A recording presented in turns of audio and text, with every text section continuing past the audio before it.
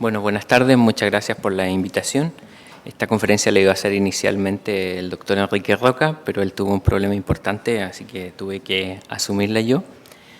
Espero estar a la altura de él, obviamente no va a ser así, pero bueno, voy a tratar de hablarle un poco de los targets moleculares actuales y los nuevos en hepatocarcinoma. Gracias a Dios, los expositores anteriores ya me han preparado la conferencia.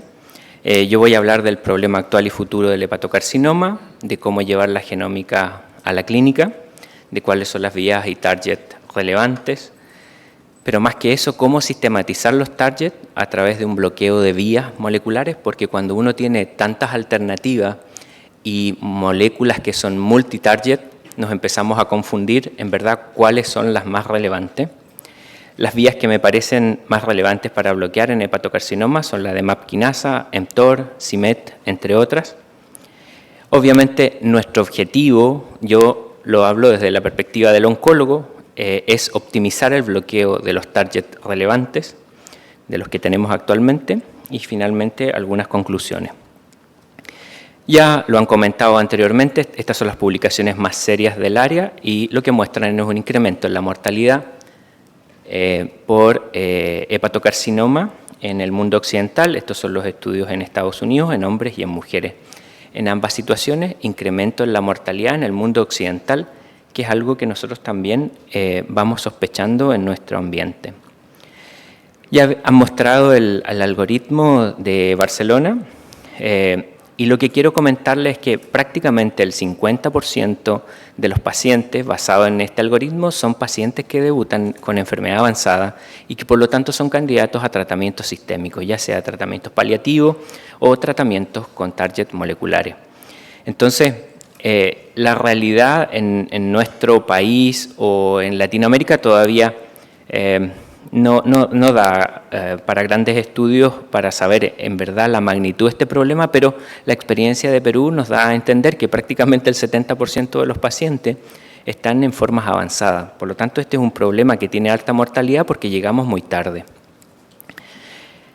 Respecto a la genómica, cómo llevarla a la clínica, en hepatocarcinoma hay múltiples estudios genómicos para evaluar el riesgo de recurrencia, para definir el diagnóstico desde displasia a hepatocarcinoma y múltiples estudios para evaluar el pronóstico de los pacientes, con score definidos por múltiples genes, vías moleculares relevantes, estudios de microRNA como lo mostró el doctor Corvalán, etc. Pero esto a los clínicos nos provoca mucha confusión, porque ¿cuáles de estos cientos de genes, cientos de targets son los más relevantes? En ese sentido, cuando se empiezan a ordenar estas vías moleculares, ya empiezan a aparecer algunas vías que son más relevantes en esta enfermedad y claramente acá les muestro algunas, por ejemplo las vías de MAP kinasa, Hitchcock, c-MET, mTOR, etcétera, ya empiezan a repetirse. Y después de los resultados de muchos estos estudios genómicos hemos entendido por qué algunos estudios basados en targets moleculares que no se seleccionaron por vías moleculares han sido relativamente exitosos en el tratamiento de esta enfermedad. Entonces, si uno mira los targets moleculares relevantes, ya empieza a dibujarse algunos pocos para poder sistematizarlo. También otra forma de sistematizarlo es a través de una clasificación molecular. Ochida ha tratado de dividir en 3 grandes grupos los hepatocarcinomas, que se diferencian por características clínicas y biomarcadores para que tratemos de orientar los estudios clínicos actuales y en el futuro. Entonces, las vías moleculares relevantes son las que vamos a analizar ahora, la de MAP kinasa, la de mTOR, la del c-MET, HGF y algunas vías moleculares emergentes como los relacionados con la remodelación de la cromatina y la regulación epigenética, a la que hacía mención el doctor Corvalán, de mantención de telómeros, la vía Wnt-beta-catenina, JAK-STAT y toda la línea inflamatoria y las vías relacionadas con la inmunoncología. Del bloqueo de las vías de MAP quinasa, obviamente estos son multitarget y han sido las terapias moleculares que más éxito han tenido en hepatocarcinoma. Puse los 2 estudios fase 3 que han puesto a sorafenib como el estándar de tratamiento en pacientes con hepatocarcinoma avanzado. Está el estudio CHARP y el Asia-Pacífico, ambos de los cuales mostraron beneficio en sobrevida global en pacientes con hepatocarcinoma avanzado. Han habido una multiplicidad de otros estudios fase 3 tratando de comparar sorafenib con otras moléculas que yo le llamo multitarget porque no bloquean una sola molécula sino varias, como el sunitinib, brivanib, linifanib, en primera o en segunda línea, como fue el caso de brivanib también en segunda línea, axitinib o incluso ramucirumab, todos los cuales no han mostrado beneficio en sobrevida global sobre sorafenib. Entonces, sorafenib hasta ahora es el estándar de tratamiento, a pesar de que algunas de estas moléculas pueden tener mejor sobrevida libre de progresión, no han demostrado un beneficio en sobrevida global sobre sorafenib. Probablemente porque estos son pacientes que tienen 2 enfermedades y el tema de las toxicidades y el tema de la sobrevida de la cirrosis hepática empieza a jugar un rol importante. Pero hay otra serie de estudios fase 2 con terapias moleculares para bloquear esta vía que están avanzando y que esperamos que alguno de ellos, especialmente si se orienta molecularmente el tratamiento, puedan tener mejor resultado en el futuro. En relación a las vías de mTOR, hay 2 estudios fase 3 en primera y en segunda línea que han evaluado, ya sea comparado con placebo o acompañado de sorafenib, y tampoco el bloqueo de esta vía ha logrado mostrar resultados superiores a los de sorafenib solo en primera línea. Pero hay una serie de otras moléculas en primera o segunda línea en fase 2 que también están en análisis. En relación a la vía de CIMET, ya han sido estudios un poquito más inteligentes porque han empezado a seleccionar a los pacientes en base a la presencia del target. Entonces, estos son estudios fase 2 con tivantinib o cabozantinib, por ejemplo, que son inhibidores c-MET, pero que incluye pacientes que tienen high MET, es decir, que tienen sobreexpresado el target, y para nosotros los oncólogos eso parece de perogrullo, pero en los estudios de hepatocarcinoma ha empezado a incorporarse en el último tiempo. Estos estudios son fase 2, han sido con resultados bastante satisfactorios en relación al grupo con no expresión de MET, y están en este minuto en estudio fase 3, bueno, y esperamos los resultados en un futuro cercano. Otras vías moleculares, como les mencioné antes, que podían tener relación y empezar a aparecer en hepatocarcinoma. Acá hay algunas drogas que están en estudio fase 1 o fase 2, también están avanzando, muchas de ellas seleccionando targets moleculares, así que esperamos también tener resultados en los próximos años. Entonces, ¿cómo va progresando actualmente los estudios con estas terapias? Los estudios fase 3 que están en curso, mencionó un poquitito el doctor Bram en relación a esto. En primera línea, en pacientes Child B, ya no solo Child A, el estudio BOOST que compara sorafenib versus placebo.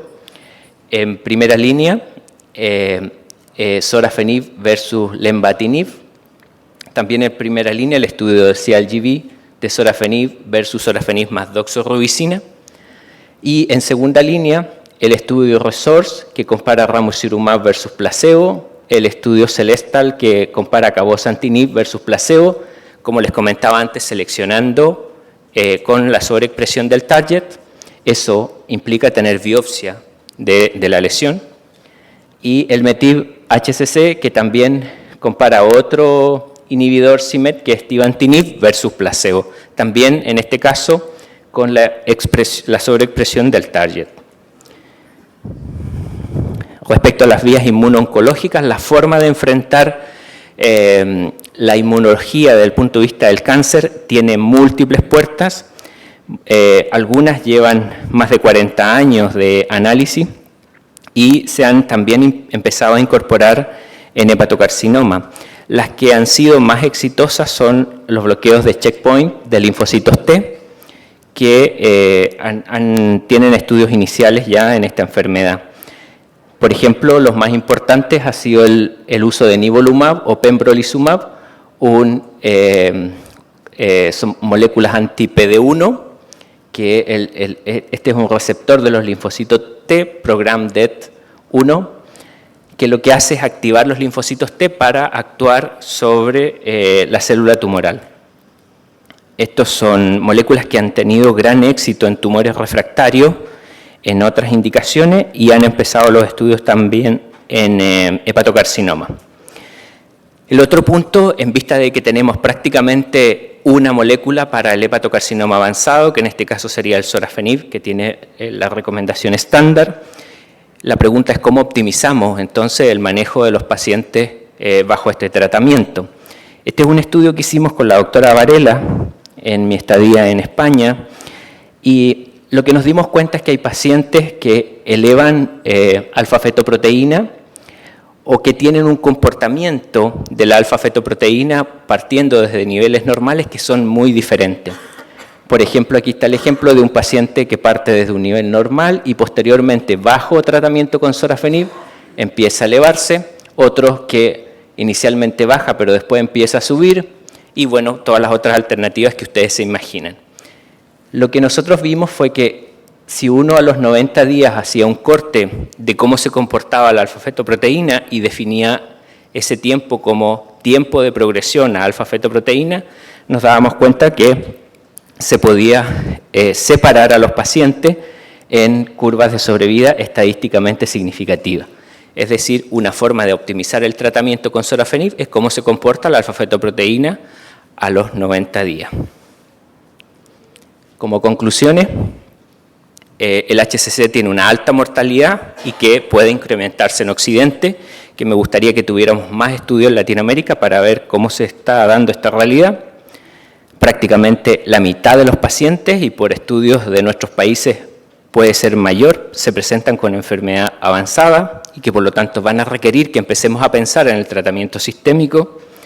La información genómica en HCC requiere ser sistematizada y puesta en el contexto clínico. Esta es una situación compleja, pero es nuestra obligación. Actualmente el bloqueo de vías de MAP kinasa, mTOR, c-MET y otras están en pleno desarrollo y a mí me parece que tienen gran potencialidad. Y con la información clínica actual, obviamente se requiere optimizar el bloqueo de los targets moleculares relevantes. Muchas gracias. Muchas gracias.